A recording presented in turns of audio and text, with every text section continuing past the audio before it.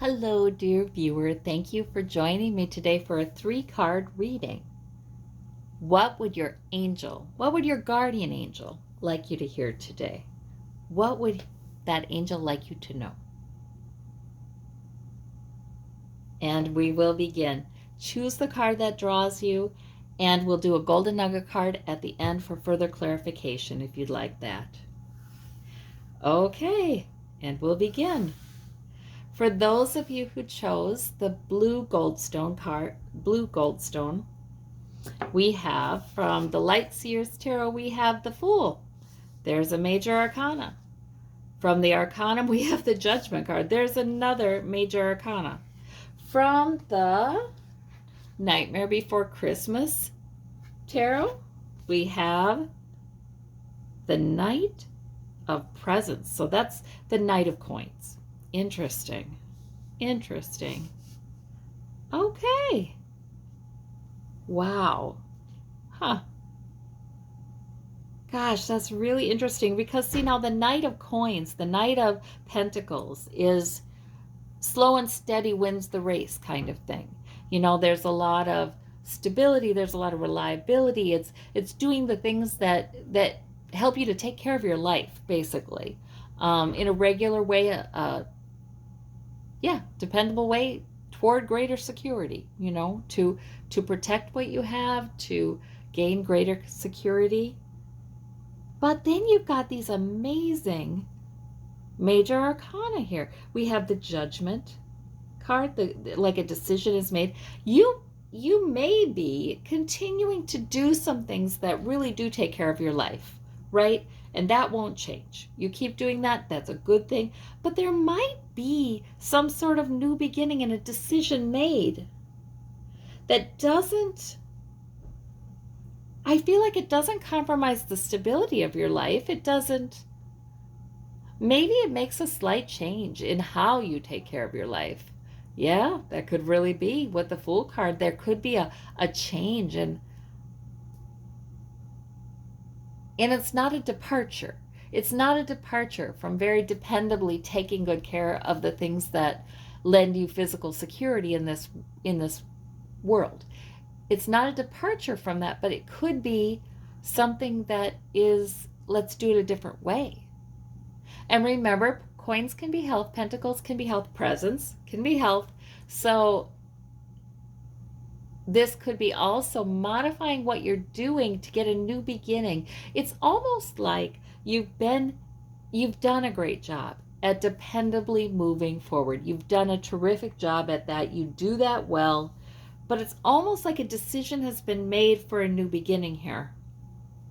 A decision has been made, or you're about to make that decision for a new beginning. In some way that you do this. I don't think security is threatened at all because we get that Knight of Coins. In fact, if this is a decision you're making, it's a good decision. It's like informed by source. We asked for what your guardian angel would have you know, and you get an angel. You get the Judgment angel. And not only do you get the Judgment, you get Angel Gabriel, right? With the trumpet, the messenger. So that's so funny. So we asked for that, and this very clearly is a message from angels that if there's a new beginning beckoning, it's okay. It's really okay. If there's a decision you really feel like you should be making, and it's not one that takes away from your security or stability, it's one that I think will enhance it. Interesting. Maybe one that brings the Knight of Coins into the King or the Queen of Coins. Some real established well-being there. So this is, I feel like a blessed move is happening. A blessed move is happening. But I don't feel like it's one that threatens your sense of security. It enhances it. So that's really interesting. I like those cards. Okay, so for those of you who chose the labradorite, what does your guardian angel want you to know? From the Arcanum card, we have the Two of Swords. From the Nightmare Before Christmas deck, we have the Ten of Swords. Ten of Needles, Ten of Swords. From the Arcanum deck, we have the Devil. Okay, well, there is something bedeviling you perhaps. And it might be a decision. Like, should I stay or should I go? Like, should I go this way or that way? Should I look at it this way or that way? There might be a situation that's bedeviling you and you don't quite know.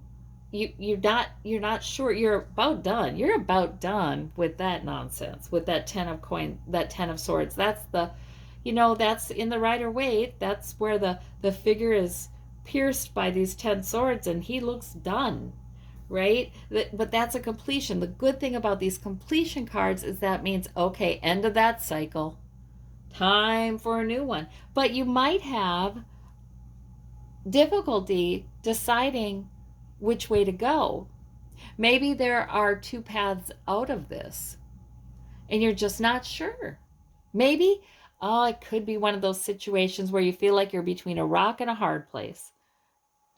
I'm totally done with this particular painful thing I'm dealing with, but if I take this road or if I take that road, they're both difficult. They're both, mysterious, right? She's got her blindfold on. Well, see, the good news about that Two of Swords is sometimes as you're researching, as you're looking for the information about your choices, it becomes apparent. The blindfold comes off and then you know which way you've got to go. Sometimes it's a matter of trying one thing, and if that doesn't work, try the next. And so what? At least you're moving forward.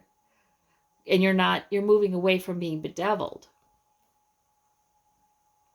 Yes, I know, I understand this place. It's like there may have been something that's been very hard on you. And it could be something that is in fact very hard on you. It could be something that creates a lot of painful thoughts or has created a lot of painful words from somebody toward you. But it's like, I'm done with that. I'm really, really done with that. How do I become free of feeling bedeviled by this? Right. You have the smarts for it, that's for sure. Because look at all these swords. I would say a lot of times when you feel like, how do I get out of this? It is good to write. Swords are writing as well. It is good to write. Where would this option take me? Where would that option take me? And ask source and your intuition to inform what you write, because you might feel like as you write, there's a more hopeful message coming in, and that's the one that's from source. And you go with that one. Yeah. Now, the Devil can sometimes be about something obsessive. You're worrying obsessively, or, it can be about a bedeviling relationship. Because remember in the Rider-Waite, there's the two lovers with the chains. It can be about that, whether romantic or not. It can be about a bedeviling relationship. Can be about something that's almost like addiction. That's, I'm thinking about something and I can't seem to quit thinking about it. I don't have clarity yet. Maybe the thinking about it is even getting in the way of the intuition. She's got her face raised to the moon, which is intuition. If you're talking about something addiction, the two plans might have to do with, plans that people make, paths people take to get out of that, established paths people take. So that might be about a plan or an intervention that you want to do for yourself to kind of get out of that. But this can be different. It can be somebody else's addiction too. There's so many things this reading could be, but to me, clearly, you're turning the corner. You are done with whatever is creating painful thoughts for you. You're done with that.